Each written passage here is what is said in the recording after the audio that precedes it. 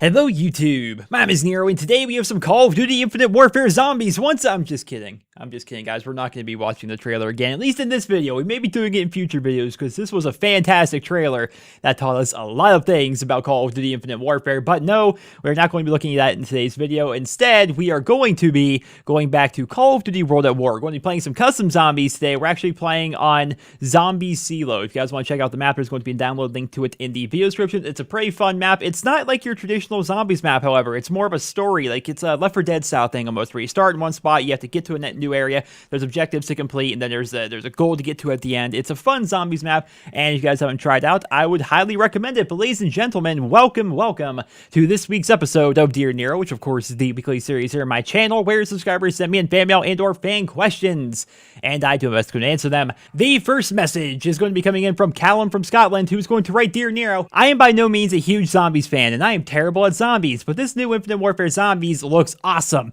They have so much range to do what they want and just make it an extremely fun experience for all. They could have freaking rollerblades as a power-up a week ago. That is something nobody could safely say about the franchise. I am so excited to see what Infinity Ward have in store for us. Callum from Scotland, a longtime subscriber since Ghosts. So Callum, yes, I am excited for Infinite Warfare Zombies as well. I see so many people upset at Infinite Warfare Zombies, and I guess it's to each his own, but I have a feeling a lot of the people who are complaining about Infinite Warfare Zombies are just the people on the Infinite Warfare hate bandwagon. Now, I'm not trying to say that there aren't valid criticisms for Infinite Warfare Zombies. If maybe you just don't like the theme, that's fine. If you don't like how it's supposed to be goofy and there's some lighter tones to it, then that's fine. That's a valid criticism, but I still feel as though there's a lot of people out there who just hate on Infinite Warfare and anything in regards to Infinite Warfare, which is definitely true on my channel. I mean, anytime I post anything about Infinite Warfare, people still show up just to dislike and complain about the game.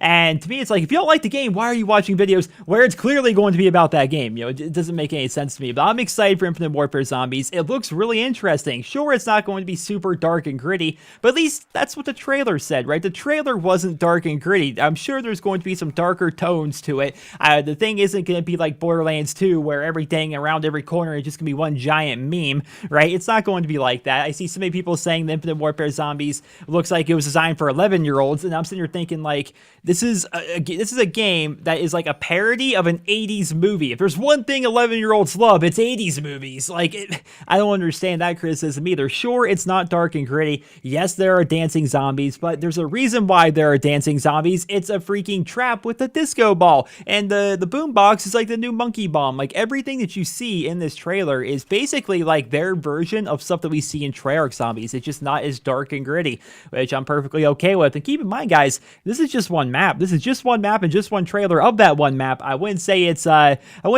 to jump off the bandwagon for Infinite Warfare. So, oh, it's over. It's over. Let's just all leave. I mean, the zombies, it's ruined. For RIP COD or anything like that. Like, I think the trailer looked fine. I think it looks like it's going to be a lot of fun, and I'm definitely looking forward to learning more about Infinite Warfare's multiplayer as well as zombies. And Callum, I'm glad to hear that you're also excited for Infinite Warfare Zombies. The next message is actually going to be a question coming in from Sulfuric Cookies, which I have to say, I want no part of your cookies whatsoever, who writes, Dear Nero, pretty much all of my games are multiplayer games, but recently these games haven't been as fun for me lately. I've been wanting to try more story-based games, but I don't really know which ones to get. What are some story-based games that you could recommend for me on the Xbox One? Keep up the great work. And once again, that came in from Sulfuric Cookies, which sounds absolutely terrible. So, I have the same problem as you. Most of my games, at least the games I like to play anyway, are multiplayer games. I don't play a lot of single-player games, and truth be told, I get bored pretty quickly of single-player games unless they're like a massive open world. Like, I like open world games because you're kind of free to do whatever you want, whereas if I play a single-player game that is like, I don't know, like a COD campaign where it's on rails, like, okay, I know it's a 6-hour long campaign. I know nothing I'm doing in these missions actually matter. I'm just killing wave after wave of Johns, basically, just until I get to the next interesting bit. I hate single-player games like that. I don't have fun with it. Therefore, I don't play a lot of single-player games.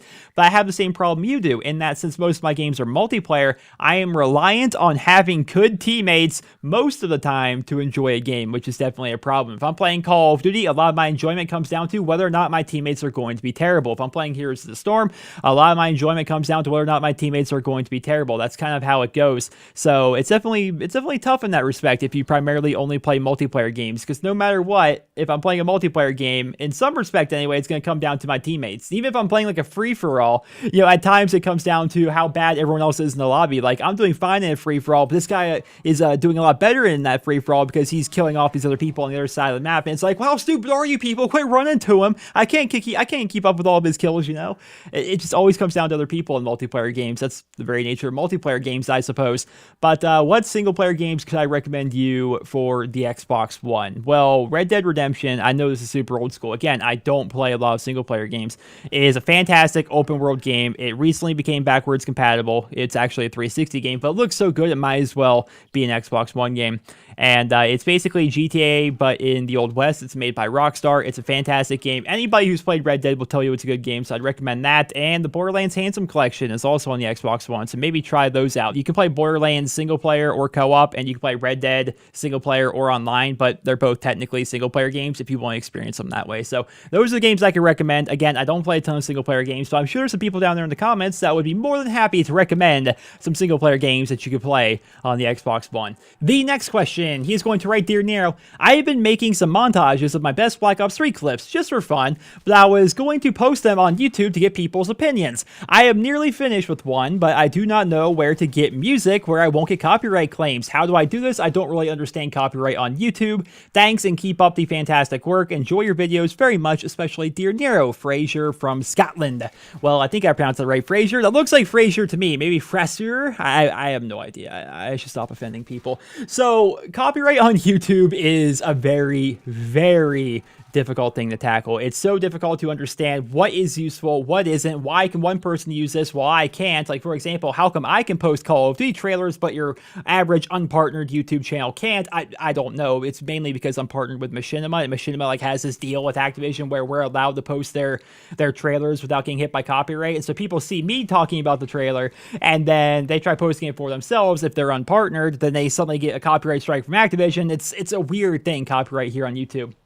And music especially. Music has always been a very, very difficult thing to understand. Now, I have found some people on YouTube that allow me to use their music, and they allow the vast majority of people to use their music as well. So a good place to start would be ProLeader, the guy that made my intro song. You can actually use the vast majority of his songs in your YouTube videos, assuming, of course, you credit him in the video description. It actually says that on his YouTube channel. If you guys want to check it out, it is youtube.com/ProLeaderBeats, and you can find some songs on there that you can just download and use, assuming, of course, you credit him in the description. Now, keep in mind, ProLeader sometimes uses copyrighted stuff in his music. Like, for example, one of his best songs, in my opinion, would be his Frank Sinatra tribute. I love that song, but it has Frank Sinatra in it. There's going to be a copyright, like a third-party copyright claim associated with that, so you can't use that. So when you're using ProLeader music, try to use stuff that is solely made by him, i.e. stuff that isn't going to have famous artists or mashups or anything like that in there. Another person would be Electric Joyride. He makes really awesome electric music, and some of his stuff is copyrighted, but the vast majority of it isn't. So go to his YouTube channel, youtube.com/electricjoyride, and from there, I guess you can find all the rest of his links. And from there, you can find these videos. I'll say free download. Anything from Electric Joyride that says free download, feel free to download it and use it in your videos, but of course, credit him in the video description, and you can use his stuff there. Another place you could go would be Overclocked Remix, which is a pretty good place for remixes of video game songs, but of course credit them as well. So those are three places you could start. Again, it's very difficult to understand what's going to be copyrighted and what isn't going to be copyrighted, so that's why you see me most of the time just using like Call of Duty themes and stuff like that in the background of my videos. But those are three good places to start: ProLeader, Electric Joyride, as well as OC Remix. The next question, he is going to write, Dear Nero, I've been watching you since Modern Warfare 3, and I've noticed as of the past year that the length of Dear Nero has shortened a bit. I was wondering if you plan on making them longer, 30+ minutes again, or keeping them short because I missed them long. Thanks, Harry from Massachusetts. So Harry, the length of Dear Nero has always varied. The original episodes of Dear Nero were about 10 minutes long. I think there's a couple episodes of Dear Nero where it wasn't even 10 minutes long. It was just, I'd answered 3 or 4 questions and bam, that was your episode. As I continued to grow, as I continued to get more questions, I started making Dear Nero longer and longer and longer. And as of recently, the interest in Dear Nero has dwindled down. About half the people watch Dear Nero now as before, and so as a result, that definitely impacts how long I want to have the episodes. It takes me a long time to put together these episodes. If you see a 30-minute episode, imagine it probably took 40 minutes to do the voiceover, because I don't read everybody's question out perfectly every single time. At times I have to, make cuts and stuff like that. And so it probably takes me 40 minutes to record a 30-minute commentary. And then, of course, I have to edit and sit there and watch the whole thing through to make sure it's all, nothing messed up or anything like that. And then, of course, the render and the upload and the process. It takes a long time to put together Dear Nero. And for how little people actually watch it, sometimes I don't have the time to dedicate to a 30-plus minute episodes. And then there's other times where I do have that time, and I'm like, screw it, 40-minute episode just for fun. Why not? It really depends on the week, how much time I have. It also comes down to the questions. Sometimes I just don't have a lot of great questions. Other times I get overwhelmed with amazing questions, and those are usually the longer episodes. So every week is going to be different, but Dear Nero was never designed to have episodes that were of a specific length. It just comes down to how much time I have that week, as well as the questions that were submitted to me that week. The next question, he's going to write, Dear Nero, considering the Black Ops 3 beta was so successful, well, in most people's eyes, why don't you think Activision pushed Infinity Ward to implement a beta for Infinite Warfare? Perhaps they are making secret changes after all to their multiplayer. Love your work, James from New Zealand. Well, thank you, James. And I like the little part there where you made a reference to a recent video of mine. If you guys haven't checked it out, I would highly recommend it. Just search NerosCinema secret changes. It'll probably pop up. And the point of that video is I was suggesting that perhaps the reason why we haven't seen really anything in regards to Infinite Warfare's multiplayer is because they're making drastic changes to the multiplayer formula after all the negative feedback that Infinite Warfare has been getting since its reveal. If you guys want me to go into more detail, check out that video. I would highly recommend it. But to address your question specifically, James, I'm not entirely sure that there won't be a beta for Infinite Warfare. Now, feel free to correct me in the comments. Sometimes news gets by me. I try to keep up to date with all the news in regards to Call of Duty and now Battlefield and Titanfall, but sometimes things get by me. So let me know down there in the comments, have they ever said that there won't be a beta for Infinite Warfare? Because I'm under the impression that there still will be a beta for Infinite Warfare at some point. We have seen leaks in the past, and who knows if those are going to be credible. They're leaks, so we'll just assume that they're not. But I have a feeling that after COD XP in September, when they reveal to us the multiplayer, they're going to make an announcement at COD XP that's going to be like, hey, play our multiplayer beta, quote unquote, 2 months before the game even releases, and try it out, right? I can see that actually being the case. I can see them doing that, letting us play it for a weekend, or maybe letting us play it for a week. But at the same time, I would not be surprised if they did not give us a beta whatsoever for Infinite Warfare, because so many people are complaining about the game that they may think to themselves, you know what, if we just put this out there, they're just going to complain and try and rip it apart and just micro-judge every little detail in the beta, so we're not even going to give it to them. We're just going to make them pay for the game to actually, be able to play it. So I can definitely see them doing that, but I haven't seen anywhere that says there won't be a beta. I hope that there is, because I want to play this game as soon as humanly possible, and I'm hoping that they give us a beta, and that's really good, and that everybody has to eat crow, and everyone's like, oh, we were completely wrong, this is a great game. I'm hoping that's what happens, but that may just be wishful thinking. The next question, he's going to write, Dear Nero, with the Pokemon Go game being a success and its aim to try to get people outside and walking around, do you think you have become a more active person as a result of this game? Keep up the great work, Caleb from Australia. Well, Caleb, I will say that Pokemon Go did get me outside and made me a more active person when I was playing the game. I haven't played it for about a week or two, and the reason why is they basically broke the game. Everybody knows this, right? So you couldn't track Pokemon for a while. For a while, and I think it's still going to this day, there was a bug that made Pokemon way harder to catch than they should be. Like, it would take like 5 Pokeballs to get like a Pidgey. Like, it was broken, and it just wasn't fun for me, and as a result, I haven't played for about a week or two. I stopped at level 16. My highest Pokemon was like a 1300 something Snorlax that I hatched out of a 10k egg. At the time, I was going outside specifically to play Pokemon. I would, drive around to the various Pokestops, get a bunch of eggs, put them all in incubators, then go walk around for an hour. That's what I would do, but now I'm not doing that as much. Like, I still play Pokemon Go, like, occasionally, I suppose, if I go outside, I'm already doing something, but now I don't go out with the intent of playing Pokemon. I just do it as kind of like a side thing if I'm already out and doing something. So I hope Pokemon Go gets updated. I hope they continue to add features to the game to make it more interesting. I hope they bring back some sort of a tracking system that actually makes it so you have an idea of where Pokemon are rather than you just walking around aimlessly looking for them, because that's really not so much fun. Like, for example, there was a Primeape, which I know Primeape's not like the rarest Pokemon in the world or anything like that, but there was a Primeape around me. I had no idea where, so I'm going up and down all these various streets and I could never find this freaking Primeape, and I had no idea if I was getting closer or further away. It's it's all completely random, and that made the game less fun for me. The next question, he's going to write, Dear Nero, do you still play fantasy football? And if so, who are you planning to draft first? John from Rhode Island. So John, of course I still play fantasy football, and in fact, my draft is actually this weekend. I'm in a money league. It's like a person league, like a friends league, like people from my town and stuff like that. And so we're doing the draft on Saturday. It's going to be a lot of fun. But who am I drafting first? I really can't say, because it comes down to where I am in the draft order. It comes down to, who other people took as their keepers, and it comes down to who people draft ahead of me, right? I can't really tell you who I'm going to draft first, but I will say that we are a keeper league. In our league, we have the ability to keep up to 2 keepers, and if you keep somebody, you lose a draft pick, right? So if you decide to keep somebody from last year, then you lose your first round draft pick. If you keep 2 people from last year, you lose your first and second round draft pick. And so I did keep one person. I kept Des Bryant. That's the only person I kept from last year. I also had Marshawn Lynch, but of course he retired and didn't have that great of a season anyway. So the only person I kept was Des Bryant, and I'll keep you guys informed. I suppose on Twitter. Pay attention to my Twitter on Saturday if you guys want to know who I get in my fantasy football league this year. The next question, he's going to write, Dear Nero, do you think players should have their stats on Call of Duty 4 on Xbox 360 or PlayStation 3 transfer over via Xbox Live or PSN onto Modern Warfare Remastered? Thanks, Carter from Virginia. So Carter, I'm sure Carter knows this, but I'm saying this for everybody else's benefit. They will not transfer over. Your stats on COD 4 right now are not going to transfer over to Modern Warfare Remastered. It's completely going to be a separate game, completely wiped. It's going to be a clean slate, basically. Do I think that they should transfer over? No, I don't think so.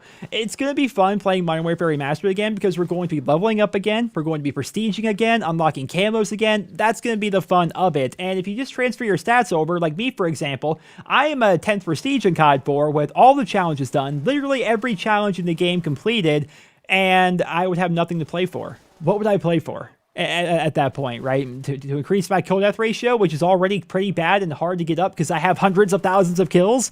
Like, that wouldn't be fun for me whatsoever, and it wouldn't be fun for other people as well. I think it's better that it's going to be a completely clean slate. I'm definitely looking forward to Modern Warfare Remastered. That's one of the biggest things I'm looking forward to, is leveling up again, unlocking things again. It's going to be a lot of fun. The next question, he's going to write, Dear Nero, recently I went back and played Borderlands PreSequel and wanted to know if you enjoyed it or not. I know a lot of people who hate the game, and I know some people who love it. Hope you end up reading this. Ethan from Canada, British Columbia. So Ethan, I did read your question. Do I like the pre-sequel? It was okay. It was solidly okay, but it was also my least favorite of the 3 Borderlands games. And I'm going to do an entire video, I think, eventually on Nero's Let's Plays called Make Borderlands Great Again, with all things that they can do in Borderlands 3 to make it a great game. But in short, the reason why I didn't like the pre-sequel as much was it was so boring to look at. We were set on the moon, so as you can imagine, everything was gray or brown, and all the areas looked exactly the same because we're on the freaking moon. There was no end game whatsoever to that thing. Like, the raid boss was the same as the final boss of the game, and he was already easy enough to begin with, so there's no point in farming legendaries. It was fun to go through for the story, but after that, and even then the story wasn't great. It was definitely my least favorite of the Borderlands games. It wasn't a bad game by any stretch of the imagination. It was worth the money, I'd say, but aside from that, I didn't really have a whole lot of fun in the pre-sequel as compared to the original Borderlands and to Borderlands 2, which is still one of my favorite games of all time. The next and final question for this week's episode of Dear Nero is going to be coming in from Damaya on Twitter, who's going to write, Dear Nero, what is your favorite song/theme used in Call of Duty? Mine are the COD 3 theme, the Black Ops 2 theme, and the zombie ones. Well, I would say my favorite themes, like, you guys know themes, background music, right? The main menu themes and stuff. It would be the Black Ops 2 multiplayer theme and the Black Ops 2 zombies theme. I think those two are the best ones by far of the entire Call of Duty franchise. They're so good. The COD 4 one is iconic to me. The World at War one wasn't really much of a theme at all.